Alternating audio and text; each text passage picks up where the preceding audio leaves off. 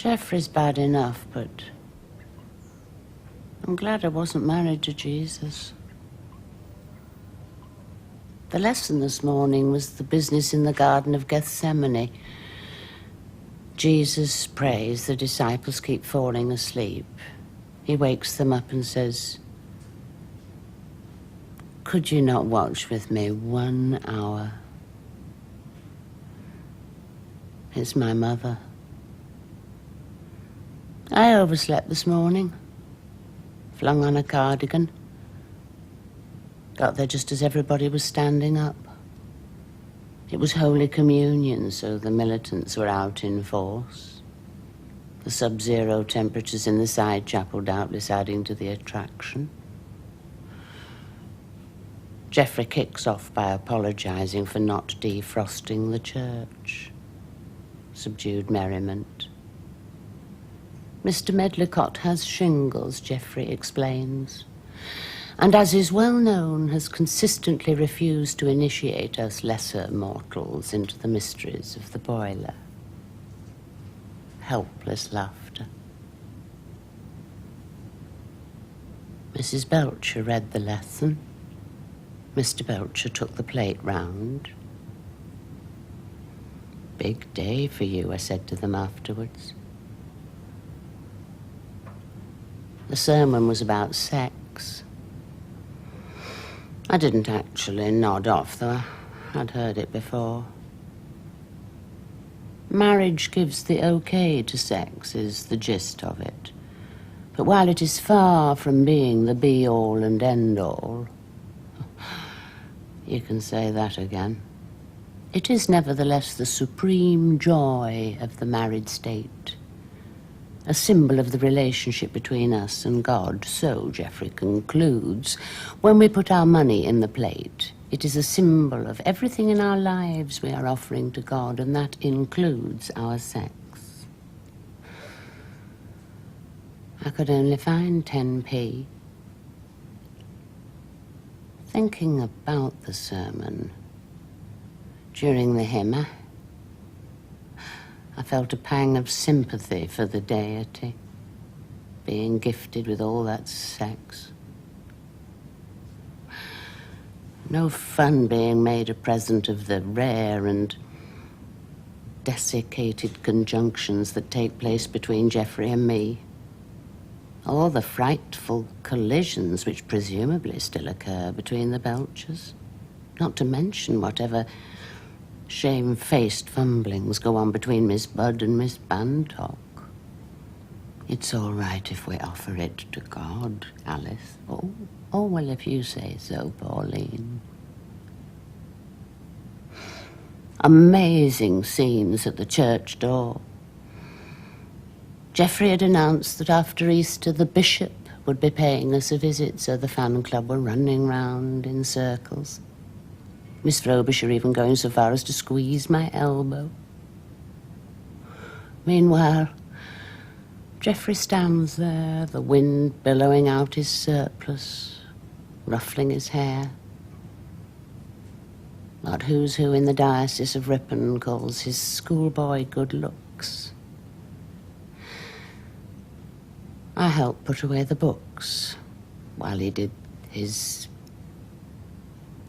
"underneath this cassock, I am but an ordinary man like anybody else" act. Such a live wire, says Mrs. Belcher, really putting this parish on the map. That's right, burbles Mrs. Shrubsole, and looking at me, we must cherish him. We came back and I cherished him with chicken wings in a tuna fish sauce. He said, "That went down well." I said, "The chicken wings?"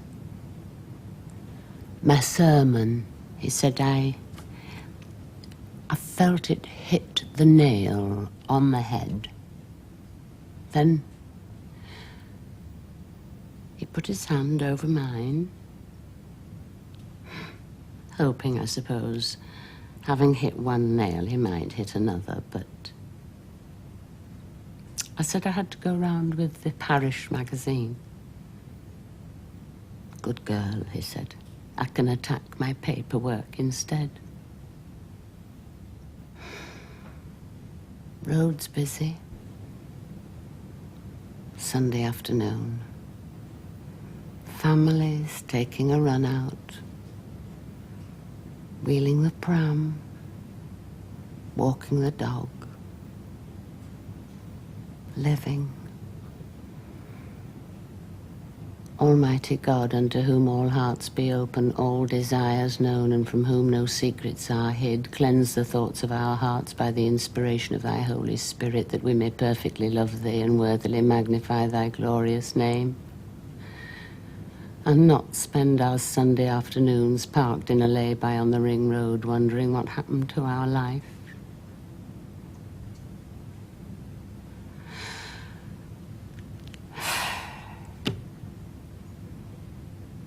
When I got back, Geoffrey was just off to Evensong. Was I going to come? No, I said. Really? He said. Then I'd better pretend you have a headache. Why? One of the unsolved mysteries of life, or one of the unsolved mysteries of my life, is why the vicar's wife has to go to church at all. A barrister's wife doesn't have to go to court. An actor's wife doesn't go to every performance, so why do I always have to be on parade? Not to mention the larger question of whether one actually believes in God in the first place. It's assumed, being the vicar's wife, one does, but the questions never actually come up. Not with Geoffrey, anyway. Of course, I can see why. You've only to look at me, the hair and the one smile. You'd think I was just cut out for God, and maybe I am. I'd just like to have been asked, that's all. Well, not that it matters, of course. As long as you can run a tight jumble sale, you can believe in what you like. Could be Geoffrey doesn't believe in God either. I've always longed to ask him, only God never seems to crop up. Geoffrey, I'd say, yes, Susan. Do you really believe in God? I mean, cards on the table. You don't, honestly, do you? God's just a job like any other. You've got to bring home the bacon somehow. But no. Not a word. The subject's never discussed. After he'd gone, I discovered we were out of sherry, so I've just been round to the off-licence. The woman served me. Didn't smile. Can't think why. I spend enough.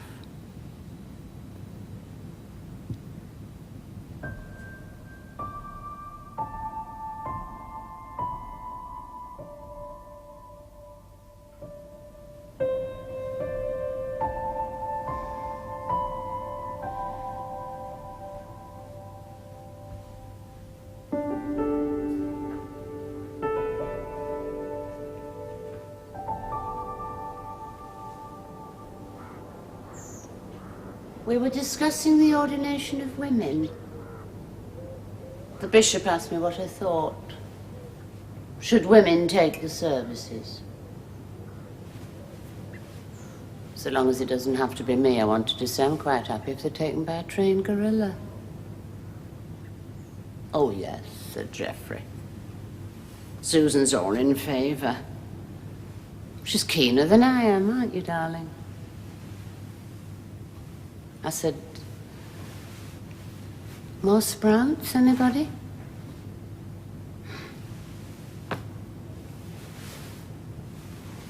He's on the young side for a bishop. But he was a prominent sportsman at university, so that would explain it. Boxing or rugby. Broken nose at some stage, anyway. One of the Christianity's Common Sense Brigade.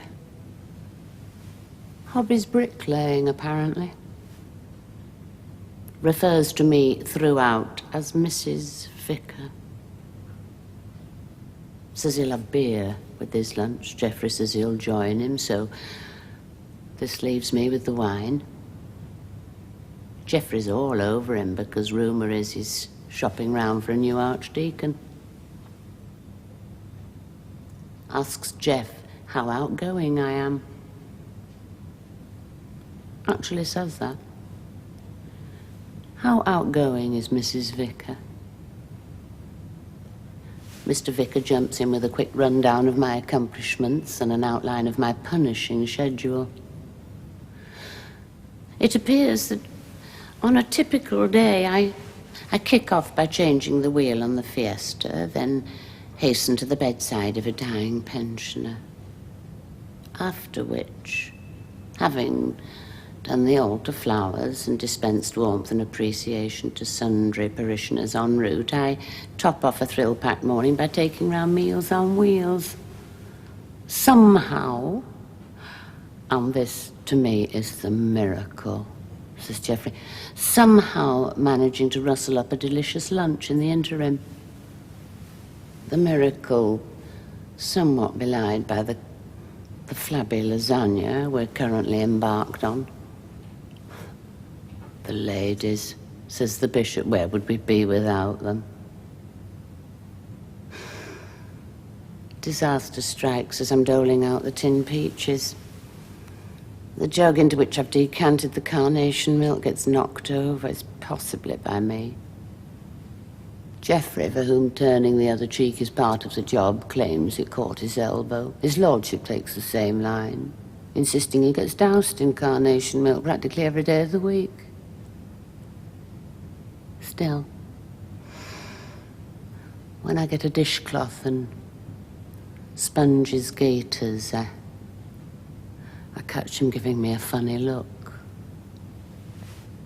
It's Mary Magdalene and the Nivea cream all over again. After lunch, Geoffrey's supposed to be taking him on a tour of the parish. But while we're having our cup of instant, he claps his hand to his temple because he suddenly remembers he's got to be in Keighley blessing a steam engine. When he departed, we were stacking the dishwasher. I asked Geoffrey how he thought it had gone. Doesn't know. Fingers crossed, I said. I think there are more constructive things we could do than that, he said crisply, and goes off to mend his inner tube. I sit by the Arga for a bit, and as I doze off it comes to me. By constructive things here, perhaps means prayer. When I wake up, there's a note from Geoffrey saying, "Gone to talk to the ladies' bright hour. Go to bed." I wasn't sleepy. And anyway, we were running low on sherry, so I went into Leeds. I've stopped going round the corner because, well, I owe them a bit on the side, and anyway, she's so surly. I've discovered this little Indian shop behind the infirmary. It's newsagents, basically, but it sells drink and anything, really, the way they do. Open last thing at night, Sundays included. My ideal. Ramesh, he's called. Mr. Ramesh, I call him. Though Ramesh is probably his Christian name. Though not Christian, of course. I've been there once or twice now, only This time he takes me into the back place and sits me down on a sack of something and chats. Little statuette of a god on the wall. A god, not the definite article. One of several thousand gods, apparently. Safety in numbers, I say. Only he doesn't understand. Looks more fun than Jesus, anyway. Shows me pictures of other gods getting up to all sorts. Well, I said, she looks a very busy lady. Is that yoga? Well, it helps, he said. He's quite athletic too, apparently. Married, but his wife's only about 14, so they won't let her in. He calls me Mrs. Vicar too. Only it's different. He has lovely teeth.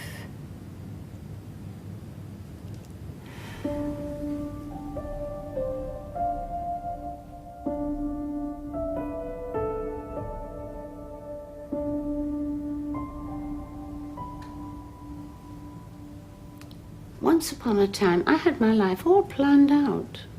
Or part of it, at any rate. I wasn't clear about the first half, but at the stroke of 50, I was all set to turn into a wonderful woman.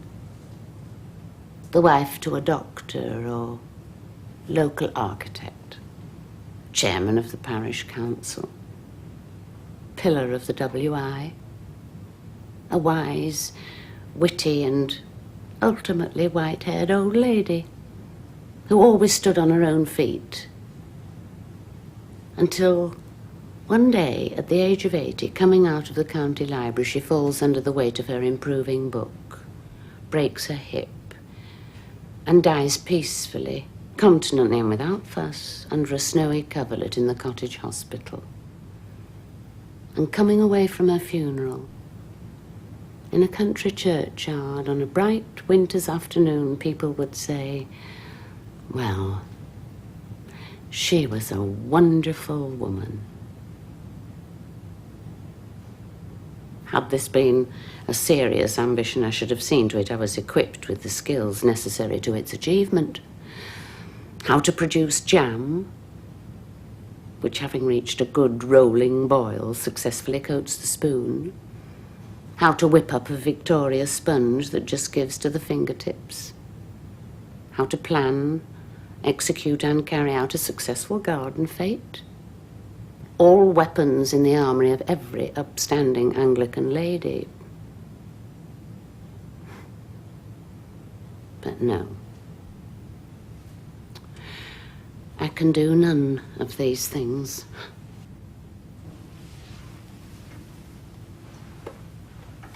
I'm even a fool at the flower arrangement. I ought to have a PhD in the subject, the number of classes I've been to, but my effort shows much evidence of art as walking sticks in an umbrella stand. Actually, it's temperament. I don't have it. If you think squash is a competitive activity, try flower arrangement. Yesterday morning, the rota had Miss Frobisher and Mrs. Belcher down to do the side aisles, while I'm paired with Mrs. Shrubsole to do the altar and the lectern. So, round mid-morning, I wander over to the church with a few dog-eared chrysanthemums. They look as if they could do with an immediate drink, so I call in at the vestry and root out a vase or two from the cupboard where Geoffrey keeps the communion wine. When I emerge, Mrs. Shrubsole is at the altar, well embarked on her arrangement. I said, I thought I was doing the altar. She said, no. I think Mrs. Belcher will bear me out. I'm down to do the altar. You're doing the lectern. Why? Do you have a preference?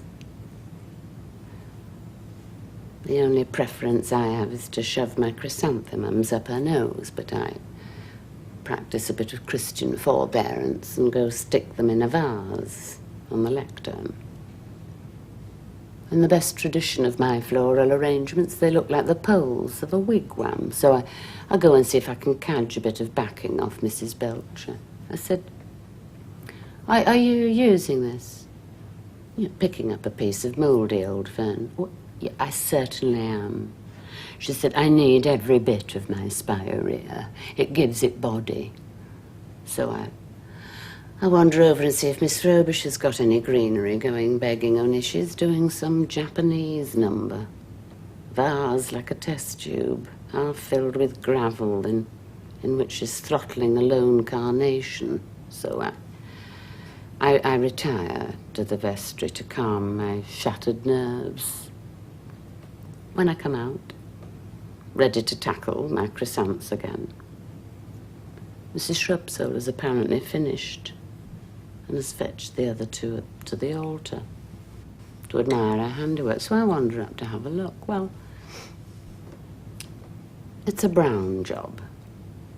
Beech leaves, teasels, grass, that school of thought. Mrs. Shrubsole is saying, it's called Forest Murmurs. It's what I did for my highly commended at Harrogate last year. What do you think? Gert and Daisy are, of course, speechless with admiration, but when I tentatively suggested it might look a bit better if she cleared up the bits and pieces lying around, she said, what bits and pieces? I said, these acorns and fir cones. What's that conker in aid of? She said, leave that. The whole arrangement pivots on that. I said, what do you mean, pivots? She said, when the adjudicator was commenting on my arrangement, he particularly singled out the hint I gave of the forest floor. I said, Mrs. Shrubsole, this is the altar of St. Michael and all angels. It is not the wind in the willows. Mrs. Belcher said, I think we ought to sit down. I said, we do not want to sit down. I said, it's all very well, transforming the altar into something out of Bambi, but do not forget, for the vicar, the altar is his working surface. Furthermore, I said, should the vicar sink to his knees in prayer, which since this is the altar he is wont to do, he's quite likely to get one of these teasel things in the eye. I said, this is not a flower arrangement.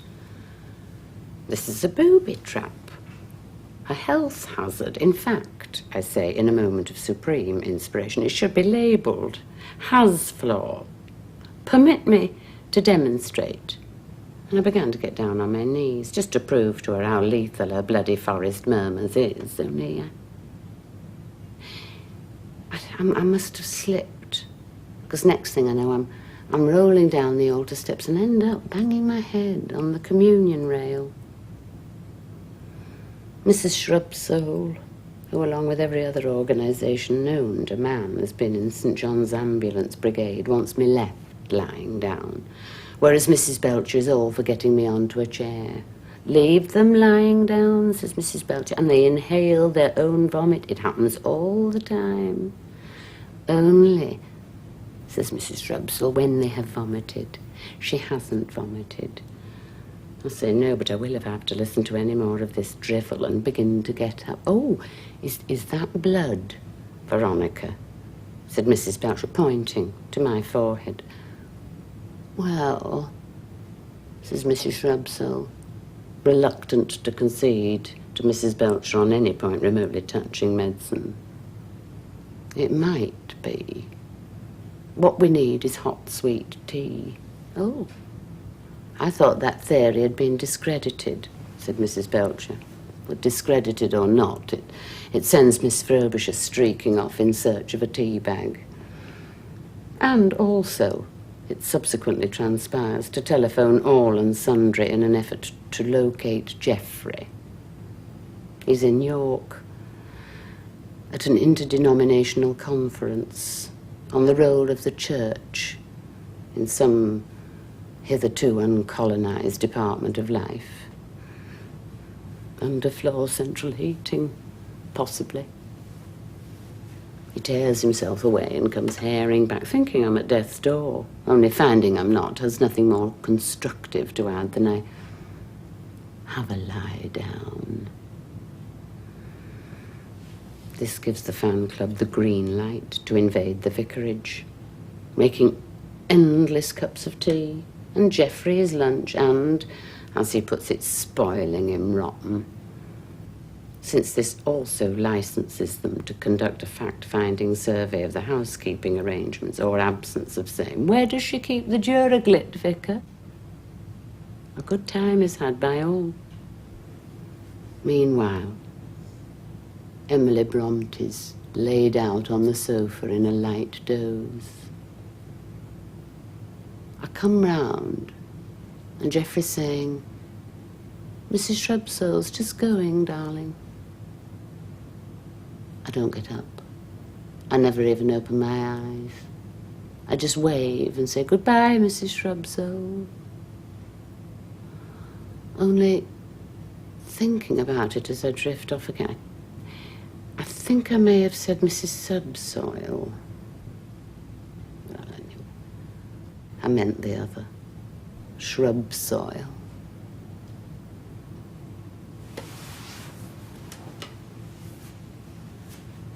When I woke up, it was dark. Geoffrey had gone out. Couldn't find a thing in the cupboard. So I got the car out and drove into Leeds. I sat in the shop for a bit, didn't say much. Then I felt a bit wanny. Mr. Ramish let me go into the back place to lie down. I must have dozed off because when I woke up, Mr. Ramish had come in and started taking his clothes off. I said, "What are you doing? What about the shop?" He said, "Do not worry about the shop. I have closed the shop." I said, "But it's only 9. You don't close till 11. He said, "I do tonight." I said, "Why? What's tonight?" He said, "A chance in a million. A turn-up for the books. Will you take your clothes off, please?"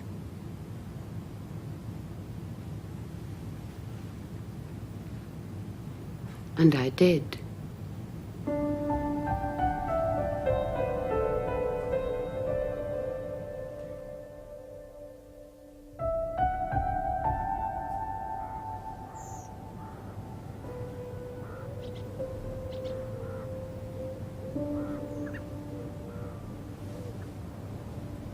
You never see pictures of Jesus smiling, do you?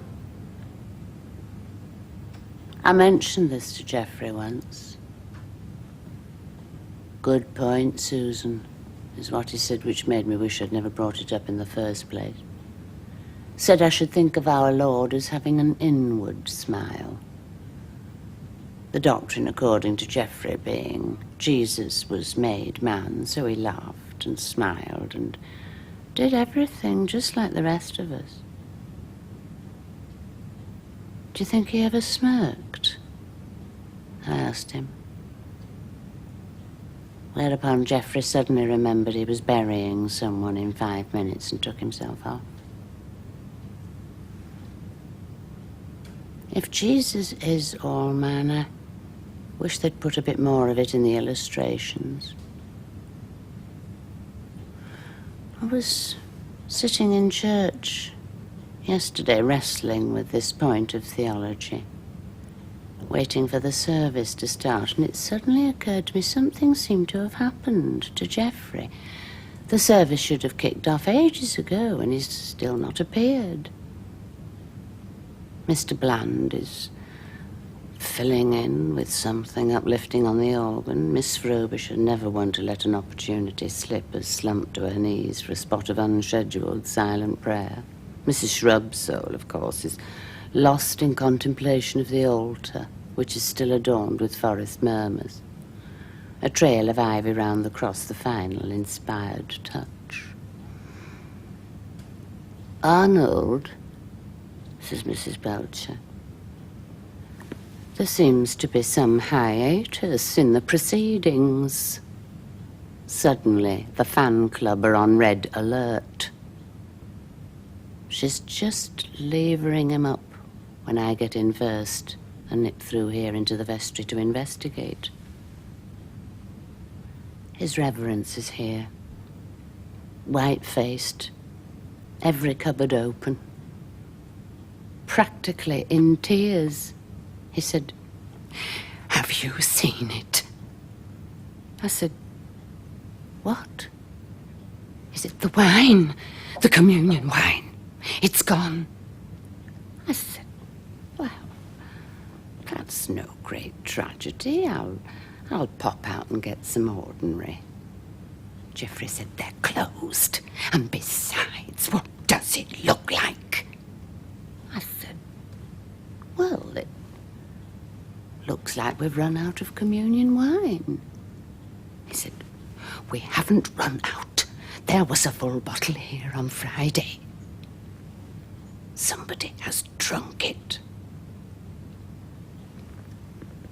It's on the tip of my tongue to say that if Jesus is all he's cracked up to be, why doesn't he use tap water and put it to the test? When I suddenly remember Mr. Bland keeps a bottle of cough mixture in his cupboard, in case any of the choir boys get chesty. The thought of celebrating the Lord's Supper in Bennett gives Geoffrey a complete nervous breakdown, but as I point out, it's red, and it's sweet, and nobody's going to notice. And in the event, nobody does. I saw Mr. Belcher licking his lips a bit thoughtfully as he walked back from the altar, but that's all. "What was the delay?" asked Mrs. Shrubsole afterwards. "Nothing," I said. "Just a little hiccup." I was feeling quite pleased with myself, having got it right for once. Only Geoffrey never speaks all afternoon, so I bunk off evensong and go into Leeds. Mr. Ramish is evidently expecting me because there's a bed made up in the storeroom upstairs. I go up first and get in. The room smells of spices and is full of sacks of rice and whatnot. And when I'm in bed, I can put my hand out and feel the lentils running through my fingers. When he comes up, he's put on his proper clothes. Long white shirt, sash and whatnot. Loincloth underneath, all spotless, like Jesus, only not. I watch him undress and I think of them all at evensong. Geoffrey praying in that pausey way he does, giving you time to mean each phrase. And the fan club lapping it up, thinking they love God when they just love Geoffrey. Lighten our darkness, we beseech thee, O Lord, and by thy great mercy defend us from all perils and dangers of this night. Like Mr. Ramish, aged 26, with wonderful legs, who goes swimming every morning in Merrion Street baths and plays hockey for Horsforth. I ask him if they offer their sex to God. He isn't very interested in the point, but with them, as far as I can gather, sex is all part of God anyway. I can see why. It's the first time I really understand what all the fuss is about. There among the lentils, on the second Sunday after Trinity.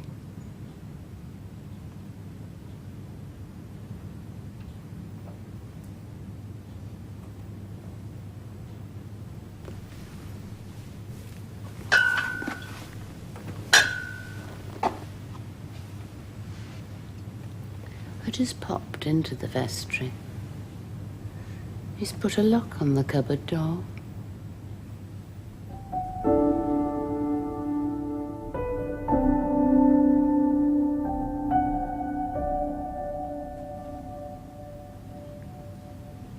I stand up and I say, "My name is Susan.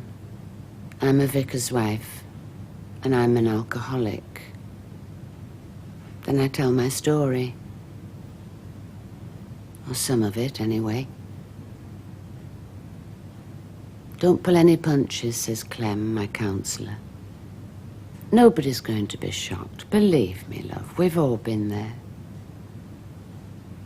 But I don't tell them about Mr. Ramesh, because they've not been there.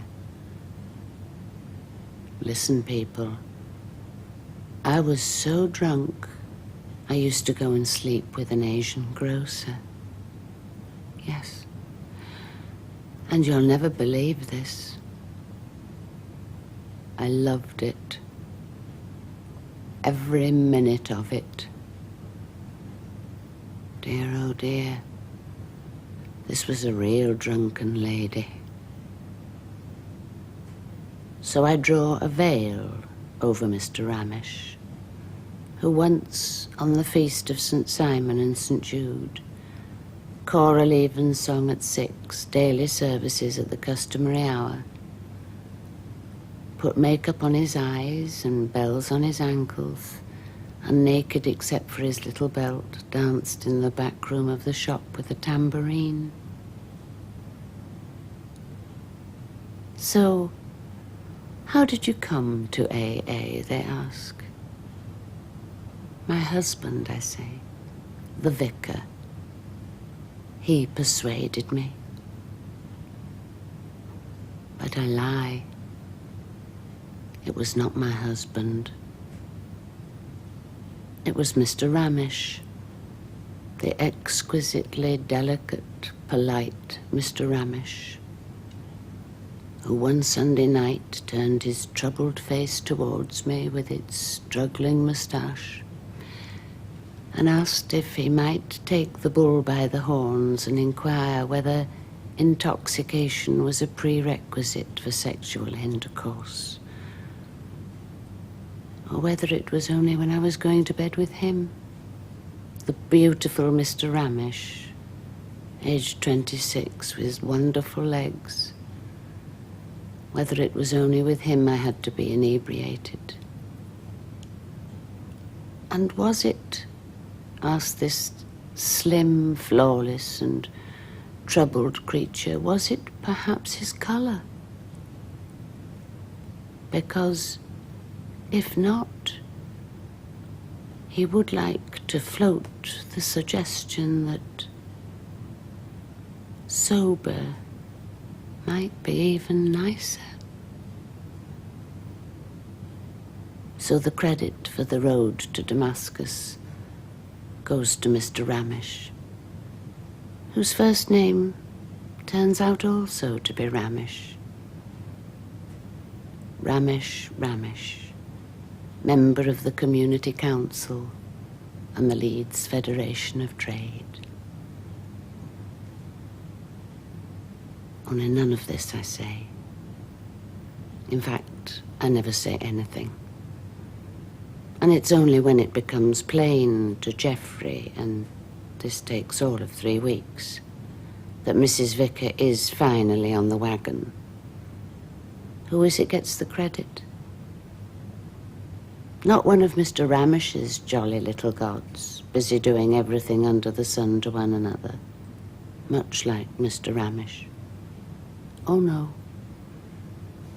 It's full marks to Geoffrey's chum, the deity, moving in his well-known and mysterious way.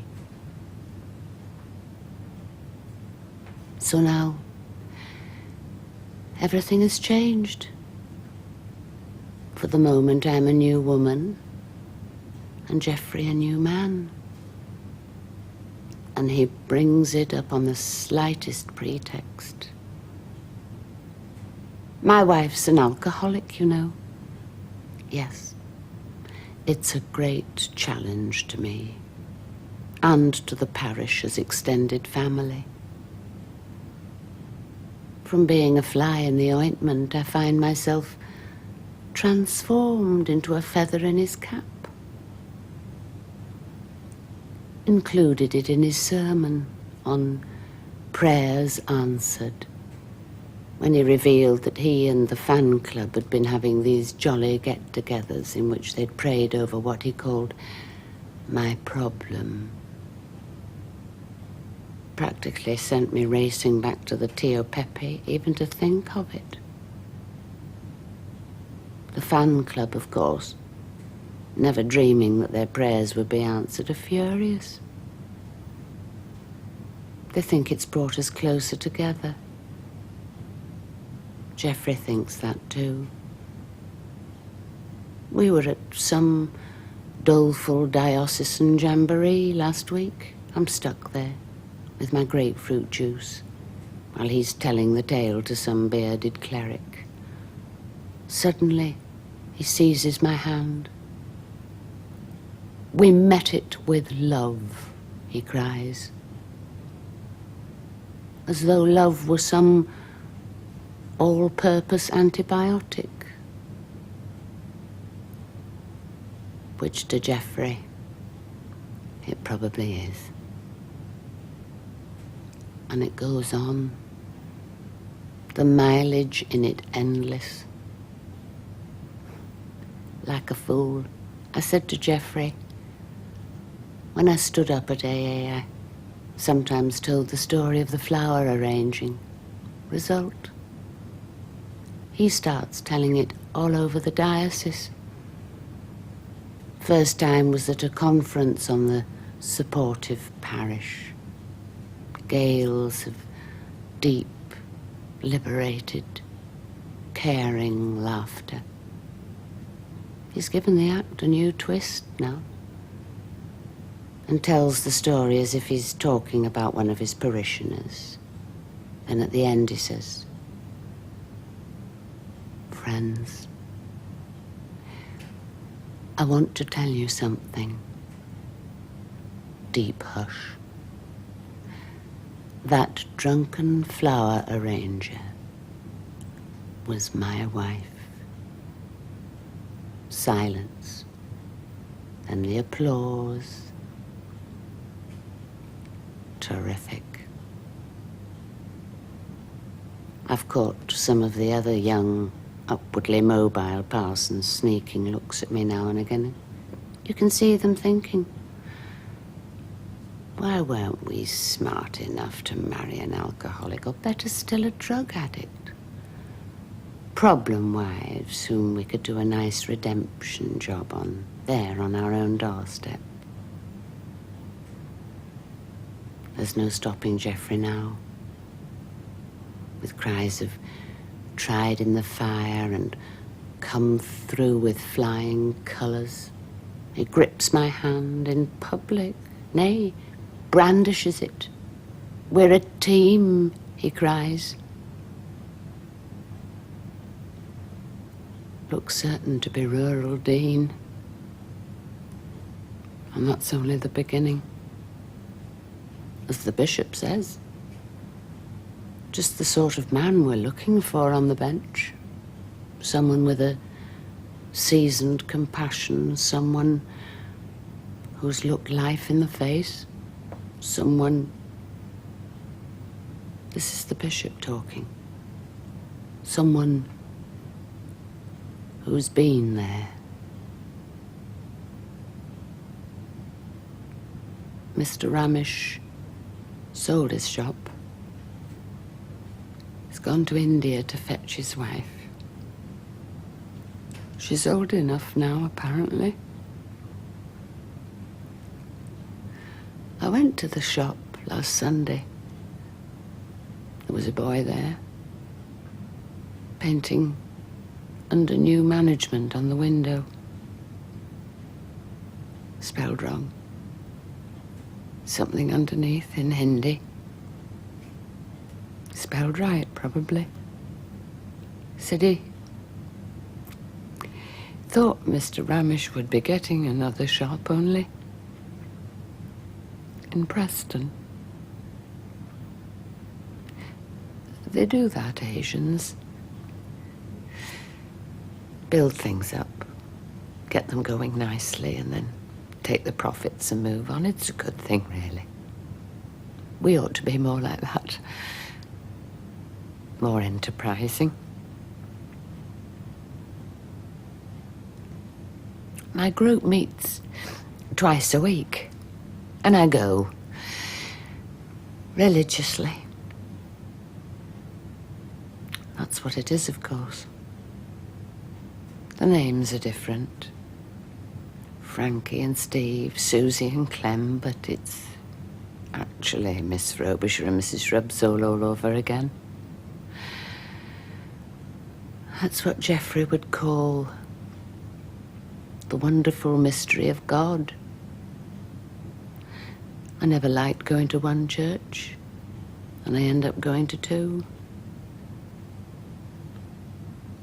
I call it bad taste, and I wouldn't do it to a dog. But that's the thing nobody ever says about God. He has no taste at all.